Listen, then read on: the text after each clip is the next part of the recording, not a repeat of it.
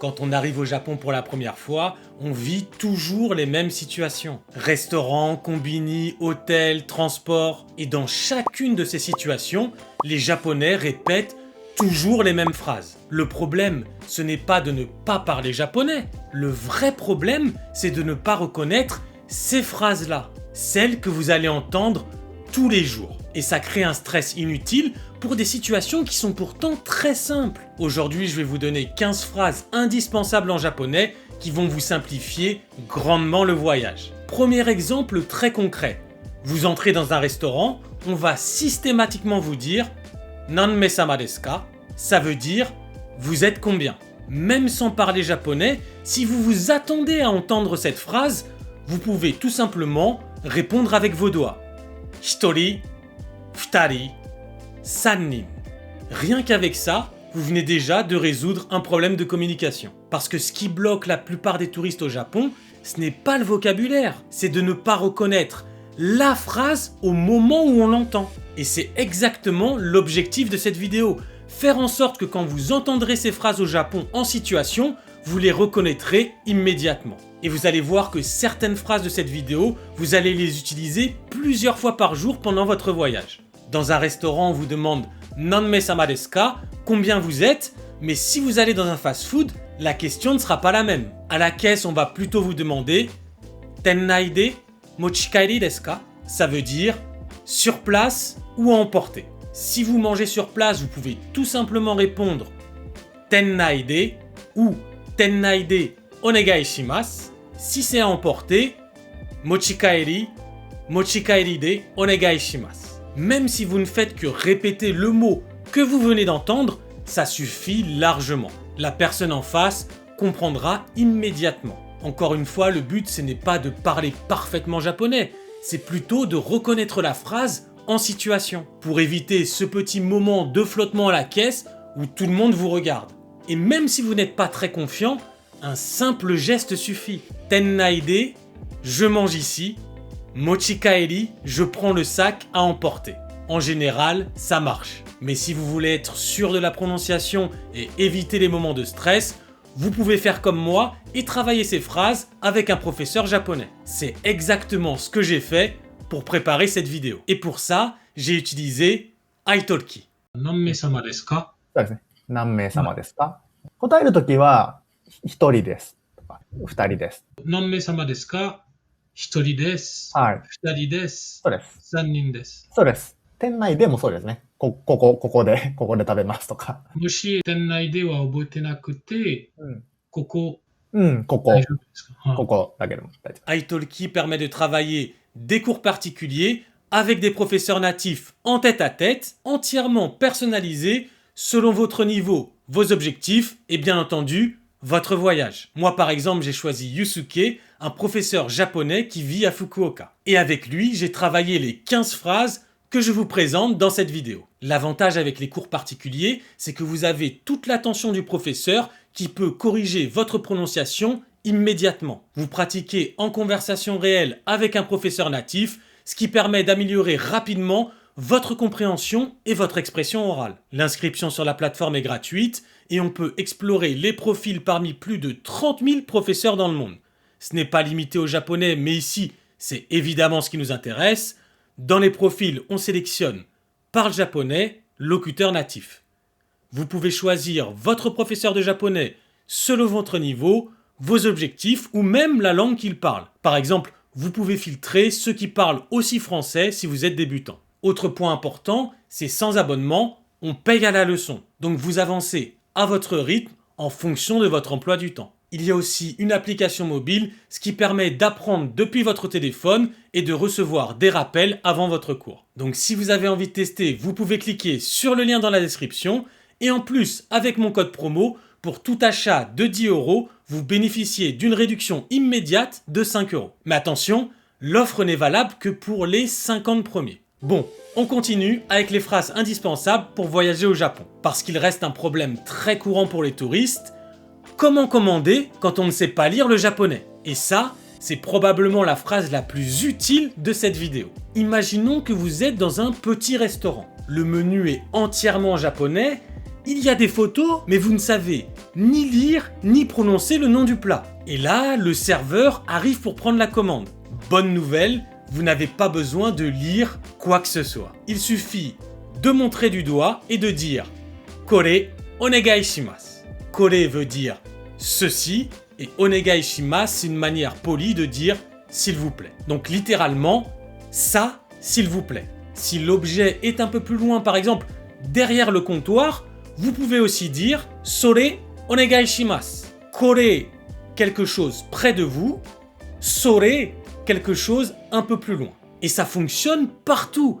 Restaurant, boulangerie, café et même dans certains magasins. Pas besoin de savoir lire le japonais, juste « Kore onegai shimasu », c'est simple et efficace. Vous pouvez aussi dire « Kore kudasai », la différence, kudasai c'est un peu plus direct. Onegai shimasu c'est légèrement plus poli et naturel dans beaucoup de situations. Mais franchement, les deux passent très bien. Si vous voulez laisser une bonne impression, retenez surtout onegai shimasu parce que vous allez l'utiliser tout le temps. D'ailleurs, rappelez-vous, on l'a déjà vu avant, tennai de onegai shimasu, mochikaeri de onegai shimasu. Maintenant, imaginez que vous ne voulez pas un gâteau, mais deux. Là, il va falloir connaître les nombres. Si vous commandez des yakitori, des pâtisseries ou des boissons, vous pouvez utiliser hitotsu, futatsu, mitsu.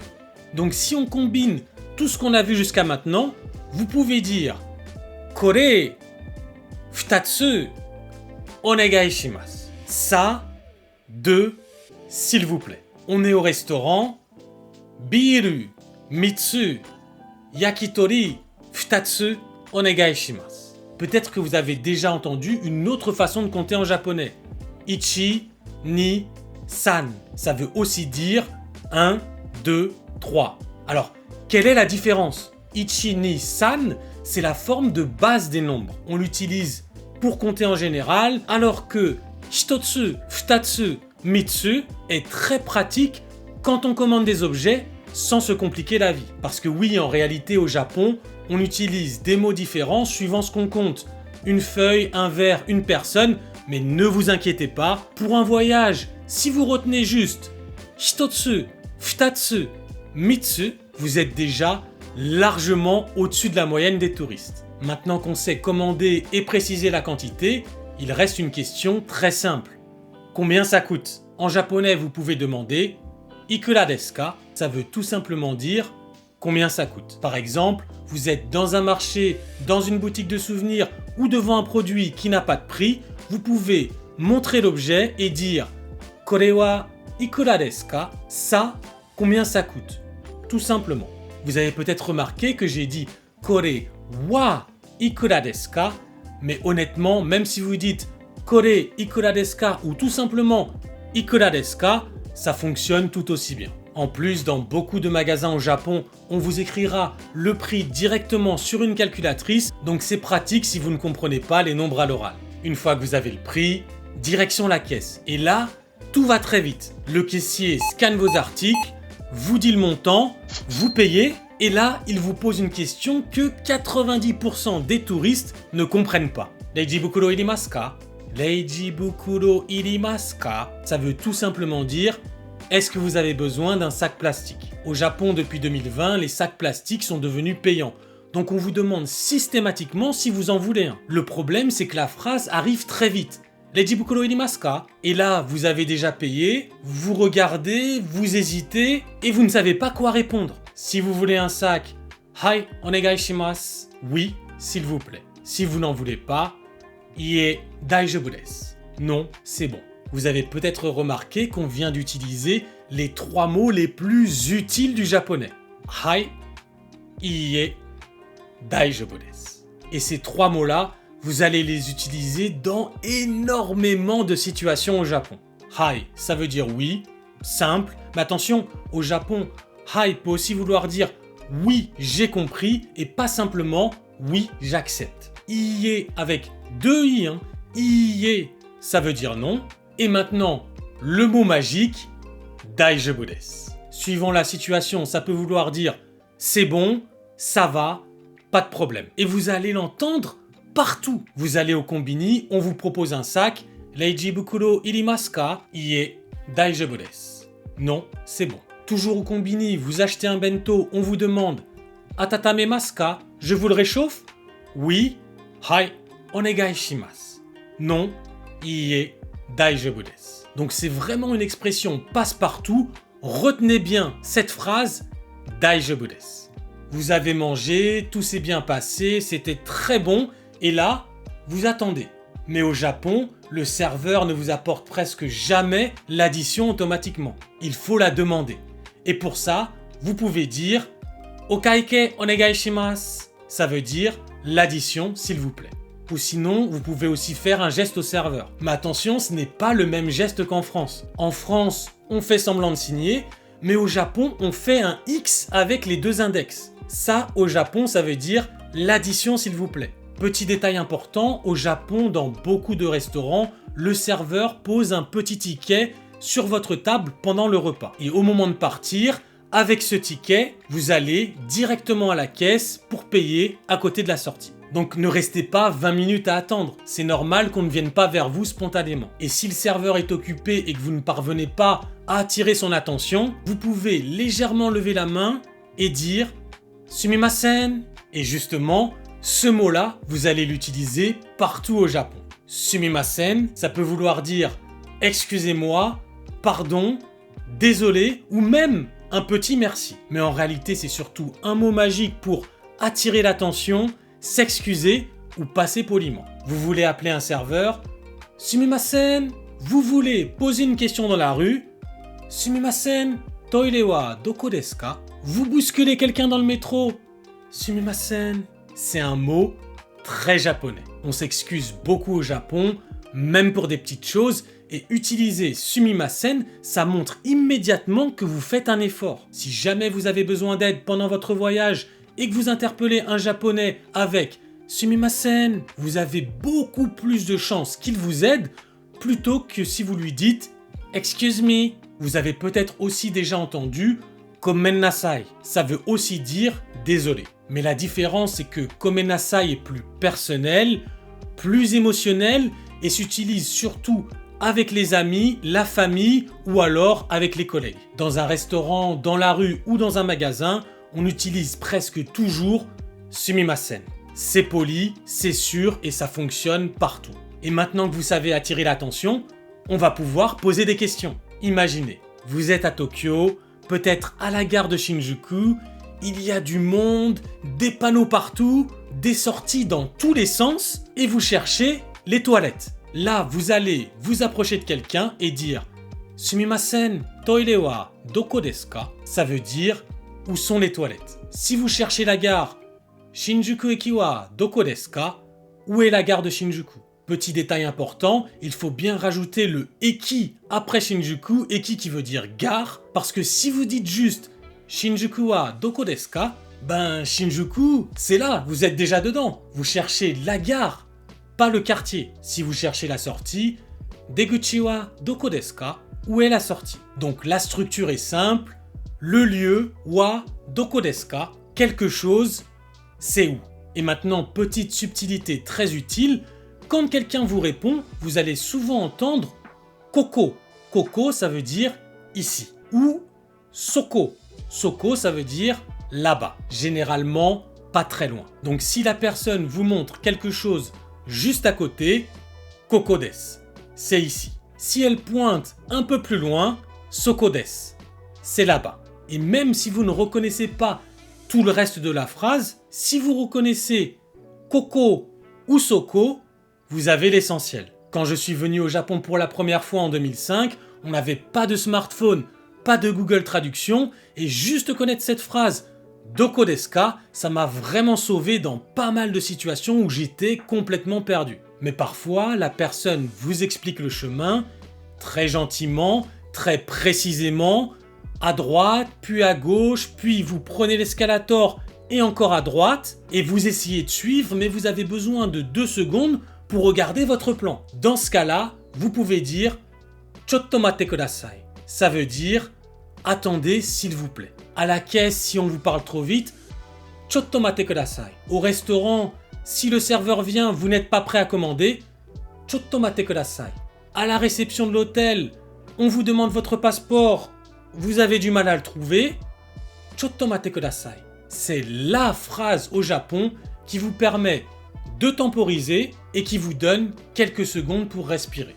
Maintenant que vous savez demander votre chemin, il y a une autre situation très fréquente au Japon. Vous cherchez quelque chose, mais vous ne le trouvez pas. Vous êtes dans un restaurant, vous voulez une fourchette. Vous êtes dans un magasin, vous cherchez un chargeur. Vous êtes dans un combini, vous cherchez des piles. Dans ces cas-là, vous pouvez dire nom de l'objet plus ga arimasu ka. Ça veut dire est-ce que vous avez l'objet. Fork ga arimasu ka. Est-ce que vous avez une fourchette. Judenki ga arimasu ka. Est-ce que vous avez un chargeur. Wi-Fi ga arimasu ka. Est-ce que vous avez du Wi-Fi. Même si votre prononciation n'est pas parfaite, la personne au moins comprendra immédiatement que vous cherchez quelque chose. Et souvent, elle vous répondra Hai, arimasu. Oui, on en a. Iie, arimasen. Non, on n'en a pas. Vous n'avez pas besoin de construire des phrases compliquées. Juste, vous cherchez le mot sur Google Traduction plus ga arimasu ka. C'est simple, c'est efficace et ça marche partout. Et si vous voulez encore plus vous simplifier la vie, vous vous souvenez qu'on a appris kore, ça. Vous prenez la photo de l'objet que vous cherchez sur votre téléphone. Kore ga arimasu ka. Est-ce que vous avez ça? Tout simplement. Maintenant, vous savez commander, demander l'addition, poser une question ou chercher un objet. Il reste encore 2 petites choses pour être vraiment à l'aise durant votre voyage. Imaginez, vous vous posez dans un café, vous commencez à déguster votre boisson, vous pensez être tranquille et là, 5 minutes plus tard, une odeur de cigarette. Et oui, si en France il est interdit de fumer dans les restaurants et les cafés, au Japon c'est pas tout à fait la même chose. Il existe encore des établissements avec des zones fumeurs et non fumeurs. Et dans ces cas-là, à l'entrée d'un restaurant ou d'un café, on vous demandera Kitsuen desu ka, kinen desu ka, fumeur ou non fumeur. Kinen veut dire non fumeur, Kitsuen veut dire fumeur. Donc si vous ne fumez pas, retenez surtout kinen, ça peut éviter de vous retrouver dans une salle enfumée, c'est jamais agréable. Et enfin, quelque chose qui fonctionne partout, peu importe la situation ou votre niveau de japonais, c'est dire merci. Au Japon, la politesse et la gratitude sont très importantes. Et même si votre japonais est très basique, savoir dire merci correctement, ça laisse toujours une très bonne impression. La version la plus simple que vous entendrez partout, arigatou gozaimasu. Ça veut dire merci beaucoup. Vous pouvez l'utiliser au restaurant, dans un hôtel, dans un magasin ou alors si quelqu'un vous aide dans la rue. Vous entendrez aussi arigatou gozaimashita, c'est la même chose mais au passé. On l'utilise souvent quand un service est terminé, par exemple après avoir payé au restaurant, en quittant un magasin ou à la fin d'un séjour dans un hôtel. Et puis il y a une autre version plus courte, plus légère, domo. C'est un petit merci rapide. On l'entend beaucoup au quotidien quand un serveur pose le café sur la table, quand le caissier rend la monnaie ou entre collègues. C'est un peu plus naturel et spontané. Mais si vous êtes en voyage et que vous voulez être sûr de vous, retenez surtout arigatou gozaimasu. Avec ces 15 phrases, vous pouvez déjà vous débrouiller dans énormément de situations au Japon. Mais si jamais vous voulez aller plus loin et essayer de comprendre ce que les gens vous répondent, dans ce cas-là, il est peut-être temps de commencer à étudier le japonais plus sérieusement. Et justement, j'ai fait une vidéo où j'explique exactement par où commencer si vous partez de zéro. Je vous explique ma méthode étape par étape, celle que j'utiliserais moi-même si je devais apprendre le japonais aujourd'hui.